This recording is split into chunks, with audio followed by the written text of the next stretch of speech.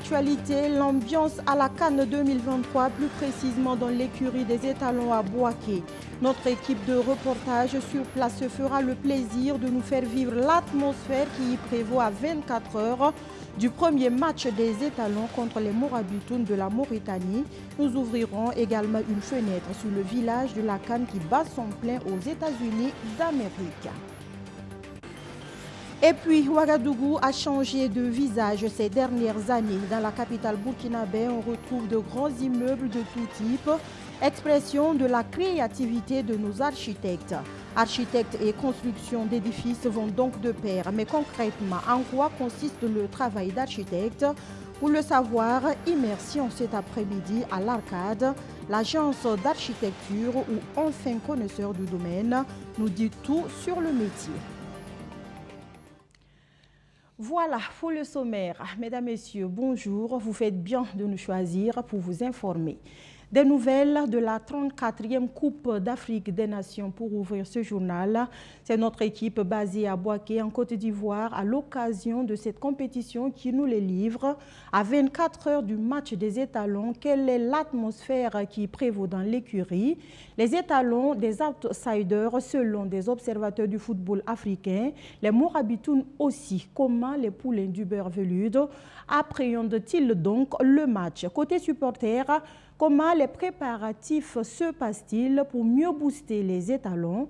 Autant de questions auxquelles notre envoyé spécial Luc Parbelgam va répondre dans quelques instants dans cette édition. Mais en attendant, pour mieux booster les étalons afin que le drapeau burkinabé flotte haut à la CAN 2023, 150 personnes ont embarqué ce matin à Ouagadougou pour Bouaké afin d'être de la partie pour le premier match des étalons demain 16 janvier contre la Mauritanie. C'est un voyage tout frais payé offert par la téléphonie mobile Orange Burkina, une initiative qui touchera au total 400 personnes. Le sponsor numéro 1 des étalons entend ainsi donner du punch aux 11 nationales à cette fête du football africain. Amadou Diko. Siège d'Orange Burkina à Ouagadougou. Il est 7 h ce lundi 15 janvier et c'est l'heure de l'embarquement pour le premier convoi du voyage tout frais payé à Bouaké offert par la téléphonie Orange Burkina. Djedi Kama est l'un des bénéficiaires. Il est tout heureux car il pourra voir de plus près les étalons dans le stade de la paix de Bouaké. Le 11 national qui entre en jeu le 16 janvier contre la Mauritanie. C'est une CAN de résilience. Et nous connaissons aujourd'hui le contexte que le Burkina Faso vit et que nous participons à cette CAN pour pouvoir vraiment faire briller le drapeau de notre pays. Nous allons le pousser jusqu'à la victoire finale. Au total, 150 personnes embarquées iront donner de la voix en territoire ivoirien. Munis de drapeaux et dans une ambiance carnavalex, ces supporters comptent soutenir les étalons jusqu'à la victoire finale à cette 34e édition de la CAN. C'est pourquoi on a voulu faire le déplacement pour leur apporter notre soutien, en criant le plus fort possible pour pouvoir leur donner un peu plus de force et en priant bien sûr. L'initiative Tous Supporters Allons à Bouaké de Orange Burkina entre dans le cadre de l'engagement de la téléphonie mobile à accompagner le football burkinabé. Et pour cette Coupe d'Afrique des Nations, plusieurs activités sont prévues par le sponsor numéro 1 des étalons. Nous avons également des camps PDI dans lesquels nous allons faire des diffusions. Donc il y a 3 camps PDI qui ont été identifiés à l'intérieur du pays où il y aura les diffusions de matchs. Nous avons également des espaces de diffusion à Ouaga et à Bobo, donc des villages CAN, donc il y en aura 4. Il y aura également des espaces maquis, une dizaine. Et nous avons surtout un plateau CAN que nous avons mis en place nous-mêmes déjà en partenariat avec certaines chaînes de télévision. L'initiative Tous Supporters Allons à Bouaké touchera 400 personnes et concernera la phase de poule de la CAN 2024.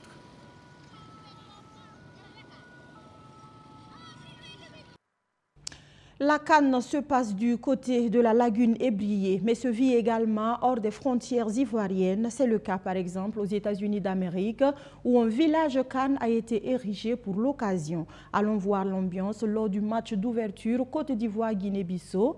Rappelons qu'il s'est soldé sur le score de 2-0 en faveur des éléphants.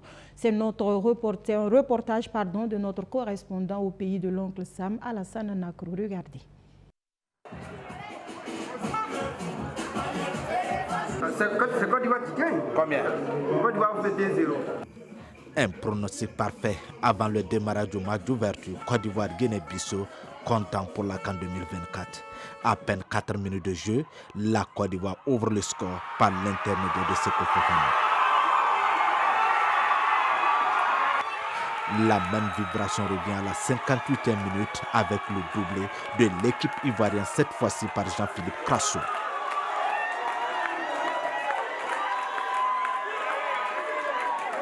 La CAN de l'hospitalité a bien démarré pour l'ambassadeur ivoirien et ses invités. Ben écoutez, vous me voyez tout heureux. Ce n'est pas seulement à cause de la victoire de la Côte d'Ivoire. C'est une victoire qui reste sportive. Mais je suis heureux parce que je pense que nous avons fait le premier pas vers ce que nous souhaitons réaliser. Notre ambition la plus grande, c'est de pouvoir organiser la CAN de l'hospitalité, une CAN qui réunit tous les fils et filles de l'Afrique. Vous avez vu aujourd'hui dans cette salle, il y avait tout le monde, la Côte d'Ivoire, le continent, le Cameroun, nos beaux-frères. Il y avait le Mali, la Guinée, le Burkina Faso. Tout le monde était là, c'est ce que nous voulions. Un village qui reste ouvert jusqu'au 11 février, le jour de la clôture de cette 34e Coupe d'Afrique des Nations, Côte d'Ivoire 2024. Voilà, Luc Parbelgem du côté de la Côte d'Ivoire, c'est notre envoyé spécial. Il est maintenant prêt pour nous donner toutes les informations relatives à la CAN. On regarde maintenant quelle est l'ambiance qui prévaut au niveau de l'écurie des étalons à 24 heures de leur premier match. Luc Parbelgem, on écoute. Nous sommes juste devant le stade de la Paix de Bouaké. C'est ici que les étalons vont entrer en lice pour cette 13e participation à la Coupe d'Afrique des Nations. Les étalons du Burkina qui sont toujours à la recherche d'une victoire en premier match de la CAN. Comment cela va se faire? Nous écoutons le coach Hubert Velud. Pour lui, le premier match est crucial pour une nation. Pour le Burkina Faso, cette CAN revêt une importance particulière. Dans le sens où cette CAN a lieu en Côte d'Ivoire, à proximité du Burkina Faso. Là, comme vous le savez, la frontière n'est pas loin. Donc évidemment, pour le peuple burkinabé, c'est quelque chose qui dépasse même le football. On peut constater que les favoris, entre guillemets, présumés, ont beaucoup de difficultés en ce début de CAN. Donc c'est pour cela que demain, je m'attends à un match très difficile. Mais quand même, il faut qu'on arrive à imposer notre jeu, qu'on force la porte. La Mauritanie, on connaît bien. La Mauritanie est capable d'ennuyer, d'embêter n'importe quelle équipe. Très accrocheur. Voilà. Mais nous, on s'est préparé à ça aussi. Donc oui, c'est à nous de forcer le destin dès le premier match. On connaît l'importance du premier match. Pour le capitaine Bertrand Traoré qui est arrivé diminué à cette CAN, il faudra tout faire pour faire mieux qu'à la CAN Cameroun 2021. Et faire mieux, c'est aller au-delà des demi-finales. Est-ce une mission possible? Ce qui est sûr, Bertrand Traoré pense qu'il est l'heure d'amener la Coupe d'Afrique des Nations au Burkina Faso. Je pense que c'est un peu trop facile de venir s'asseoir à commencer à citer les équipes favorites pour la CAN.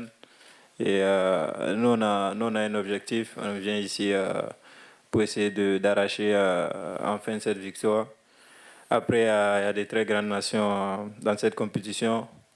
Et je pense que toutes les 24 équipes présentes ici sont compétitives. On l'a vu hier et avant-hier. Et voilà, nous, on respecte tout le monde, mais on n'a pas peur de quelqu'un. Et je pense qu'on vient ici pour essayer de ramener cette coupe à la maison. Et voilà, je ne vais pas citer aucune équipe ici comme favori.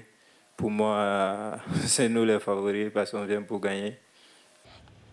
Avec les matchs disputés hier pour cette 34e CAN, il n'y a plus de petites équipes à la compétition.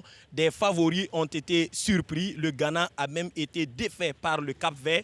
Donc prudence, prudence et encore prudence. Il n'y a pas d'équipe à prendre à la légère. Les étalons en sont conscients et ils disent ne pas sous-estimer les Mourabitoun. N'est-ce pas, Luc Park-Belgam, notre 11 national, déterminé donc comme jamais à nous ramener la Coupe d'Afrique des Nations. Bonne chance aux étalons. Changement total de registre à présent et nous mettons le cap sur Bobo Dioulasso où la société des fibres textiles du Burkina Sofitex dispose désormais d'une nouvelle machine de traitement des semences. La cérémonie de réception s'est tenue ce vendredi 12 janvier au sein de l'usine d'égrainage Bobo 3. Vous allez le voir, c'est une machine d'une capacité de production et de traitement de 3 tonnes de graines de coton par heure qui vise à faciliter le travail des producteurs de coton en leur offrant des semences de qualité. Les précisions avec Thomas Koukayao et Soto Justin Dabiré qui ont vu la machine en marche. La machine est ainsi lancée pour le traitement des semences vêtues. La Sofitex, la société des fibres textiles, s'est dotée d'une machine d'une capacité de production et de traitement de 3 tonnes de graines de coton vêtu par heure. Elle se compose d'un mélangeur de produits, d'un système d'alimentation de la machine en graines, d'une balance de pesage de semences et d'un cylindre de traitement de semences. L'objectif est de traiter les semences et les mettre à la disposition des producteurs de coton le plus rapidement possible. La semence vêtue auparavant était traitée manuellement. Donc l'acquisition de ces machines va nous permettre de mieux traiter la semence vêtue par l'enrobage et cela va permettre de protéger la semence avant les semis, pendant qu'elle est sous terre, jusqu'à ce qu'elle germe. Et les 30 premiers jours, la semence est protégée contre les champignons, elle est protégée contre les insectes qui détruisent les cultures. Et à partir du 30e jour, les traitements foliaires prennent le relais. L'achat de cette nouvelle machine est bien accueilli par les producteurs de coton. Pour eux, l'acquisition de cette nouvelle machine va leur permettre de gagner du temps dans le traitement des semences. Ce que j'ai vu ce matin, je suis très content parce que tout commence par la semence. Au niveau du traitement, on a vécu beaucoup d'étapes. Parce que pour mélanger la semence avec le produit, ce n'est pas simple pour nous les producteurs. S'il y a une mélange de machines comme ça, là, en tout cas, je suis très content. Ça va permettre à nous donner du temps sur le travail. Parce que pour aller traiter la graine au champ, pour donner aux enfants pour semer, ce n'est pas facile. Donc s'il y a une machine pour traiter comme ça, là, ça nous permet d'avoir beaucoup de temps. Tu prends la semence bien traitée, tu es rassuré que tout est traité normalement avec le produit. Tu vas semer en tant que de bonnes semences. La direction générale de la Sofitex invite les producteurs de coton à se départir de certaines pratiques qui dénaturent la qualité de la graine de coton. L'acquisition de cette machine de traitement des semences vêtues est le fruit d'une collaboration entre la Sofitex et son partenaire Syngenta. La Sofitex qui veut ainsi améliorer son rendement. L'ONG Niel, de son côté, sensibilise les populations sur les questions de santé, notamment sur le bien fondé de la vaccination. Pour mieux toucher sa cible, l'Agence internationale de plaidoyer et d'affaires publiques a initié un jeu concours dénommé Rallye des champions. Axé tout naturellement sur la santé, la compétition qui a mis aux prises l'artiste musicienne Tania, le web humoriste, le général Tchouchoubachu et l'humoriste Philomène a été remportée par l'équipe de Miss Tania. Qu'est-ce qui leur a valu ce trophée? Les précisions de Océane Daboné, Stéphanie Bonkungu et Madina Sienou. L'équipe Tania, vainqueur du rallye des champions de l'ONG Niel. L'artiste burkinabé et sa coéquipière s'emparent de la première place et remportent le trophée de la première édition de ce jeu concours. Un challenge qui opposait son équipe à celle de l'influenceur Tchouchoubachu et de l'humoriste Philomène. Le duo gagnant a apporté plus de bonnes réponses liées à la santé. Mais au-delà du jeu, cet événement est une tribune pour sensibiliser la population et l'artiste veut aussi apporter sa contribution. Je pense que le fait déjà d'être une ambassadrice, on travaille déjà avec Niel, ça fait 1 an. Et le fait même d'être ambassadrice, ça veut dire beaucoup de choses. Ça veut dire qu'on adhère adhèrent au projet, parce que moi, mon brand, c'est les enfants et tout ce qui est question des enfants, santé, voilà, en dehors de chanter, on peut aussi apporter notre petite touche pour sensibiliser la population. Et d'ailleurs, c'est ce que je fais sur mes réseaux avec Niel, en faisant des directs, en faisant des concours-jeux et plein d'autres choses. Des fois même, on fait des directs où il y a des docteurs qui interviennent, donc il y a plein de choses qu'on fait en tant qu'ambassadeur. Le Rallye des champions est un événement de divertissement, d'échange et de découverte axé sur la santé et la vaccination. Cette initiative du Niel s'inscrit dans le cadre d'une campagne de sensibilisation. Elle entend, à travers ses actions, lutter contre les préjugés sur les vaccins, tout en renforçant la confiance des populations. Cette compétition était une compétition pour tester les connaissances de nos influenceurs sur la santé et la vaccination. Et ils devaient de leur côté mobiliser leur communauté. Donc nous avons lancé par exemple un jeu en ligne assez rapide pour leur permettre de sélectionner déjà ceux qui allaient être leurs coéquipiers. Donc c'était déjà des jeunes engagés sur les questions de santé qui avaient des connaissances sur la santé et la vaccination qui ont été leurs coéquipiers. Et l'idée justement c'était de tester les connaissances, mais ne pas se limiter aux connaissances, parce que vous l'avez vu durant la session, il y avait une session sur les mythes, parce qu'il était important, en donnant la bonne information, de déconstruire aussi les mythes qu'il y a autour de la vaccination. L'ONG Niel est une agence internationale de plaidoyer qui s'intéresse aux questions des droits humains. Outre le Burkina Faso, elle est basée au Sénégal. Pour finir, je vous emmène à présent dans l'univers des architectes. Cheville ouvrière des immeubles, ceux que vous voyez en ville y compris à plusieurs niveaux, de types aussi variés, beaux que divers, qui séduisent à plus d'un titre. Ce sont des immeubles qui ont donné un nouveau visage à la capitale burkinabé ces dernières années. Mais concrètement, que fait l'architecte sur le terrain pour aboutir à ces résultats? Amadou Diko a rencontré le président de l'Ordre des architectes pour nous. Voyons ensemble les explications de Flavien Ouedraogo sur les tenants et les aboutissants du métier d'architecte. Siège de la BOA, Banque Ouest-Africaine au cœur de Ouagadougou. Cet immeuble de 6 étages est une œuvre des architectes du Burkina Faso. De la conception du bâtiment à la supervision de sa construction, ces concepteurs burkinabés ont fait parler leur créativité pour donner à l'infrastructure ce visage attrayant. Comme ce bâtiment, plusieurs autres édifices à travers le pays ont une architecture made in Burkina Faso. Ces cas illustrent bien la sollicitation de l'expertise locale dans les projets de construction, même si le métier d'architecte est aujourd'hui peu connu du grand public. Pour en savoir davantage sur ce métier, l'Arcade, agence d'architecture, nous ouvre ses portes. C'est dans ce local que Fabien Ouedraogo et son équipe conçoivent les projets architecturaux des bâtiments. Alors l'architecte, donc dans sa mission, sur la base du besoin exprimé par le maître d'ouvrage, ce que le commun appelle le client, l'architecte définit les besoins avec le maître d'ouvrage. Sur la base de ces besoins-là, donc, il effectue une conception architecturale. Et il développe ensuite le projet avec un certain nombre d'ingénieurs qui l'accompagnent dans sa mission, notamment les ingénieurs en génie civil qui s'occupent de la partie structure, les ingénieurs en électricité qui s'occupent de la partie courant fort, groupe électrogène, transformateur et tous les autres ingénieurs qui peuvent intervenir dans le cadre d'un projet de construction d'un bâtiment. Passé cette étape, l'architecte procède ensuite à la sélection des différents intervenants pour la réalisation et la coordination des travaux, et ce, jusqu'à la livraison finale du bâtiment. Un processus qui nécessite de l'organisation, de la créativité et de la rigueur. Nous avons ce que nous appelons communément un dossier d'appel d'offres qui permet de sélectionner l'entreprise qui va réaliser les travaux en question. Et une fois que cette entreprise est sélectionnée et que les travaux débutent, l'architecte avec ses ingénieurs assure la coordination de l'exécution des travaux jusqu'à la réception du bâtiment. De la conception à la finalisation d'immeubles, de bâtiments publics ou encore de maisons, associer un architecte dans un projet de construction c'est s'assurer de la qualité de son investissement, dira Fabien Ouedraogo.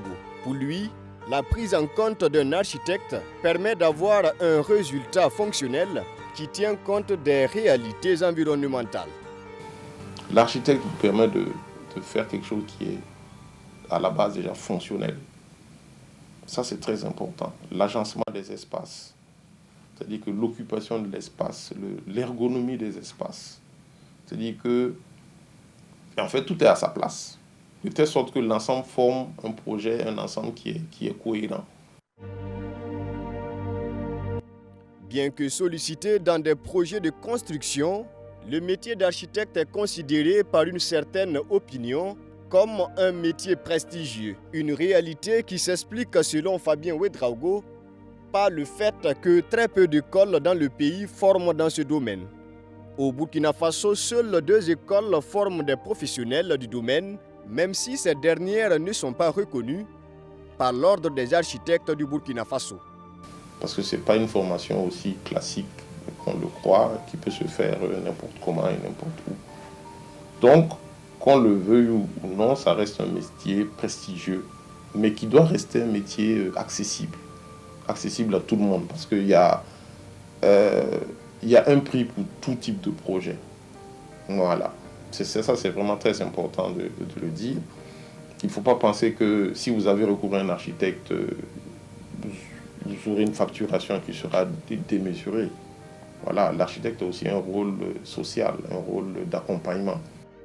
L'accès difficile à des marchés et la méconnaissance du métier sont les principales difficultés des architectes. Ils sont nombreux, ces Burkinabés qui ne savent pas faire la différence entre un entrepreneur et un architecte. Bon, ils pensent que l'entrepreneur est un architecte, ou que l'architecte peut construire, ou que l'entrepreneur peut faire des plans. Alors que la législation dans le domaine est vraiment très claire sur le sujet. L'autre point qui fragilise ce domaine, c'est la concurrence déloyale. Des individus usurpent le titre d'architecte et travaillent dans l'illégalité en complicité avec des entreprises privées. Des agissements qui ne sont pas sans conséquences, notamment sur la qualité des ouvrages. Il peut y avoir une inondation, votre maison va prendre l'eau. Pour la simple raison que vous n'êtes pas fait associer un professionnel. Vous allez aller implanter votre maison comme vous le voulez, par exemple. Vous n'allez pas tenir forcément compte du niveau extérieur de votre maison, c'est-à-dire le niveau de la rue.